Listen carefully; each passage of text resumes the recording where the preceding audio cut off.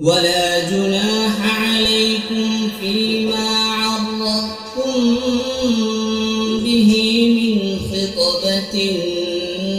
النساء أو أكننتم في أنفسكم علم الله أنكم ستذكرونهن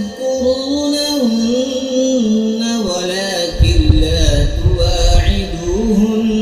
سرا إلا أن تقولوا قولا معروفا ولا تعزموا عقدة النكاح حتى يبلغ الكتاب أجله واعلموا أن الله يعلم ما في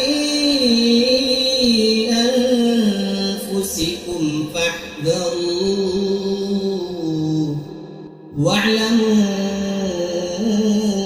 أن الله غفور حليم.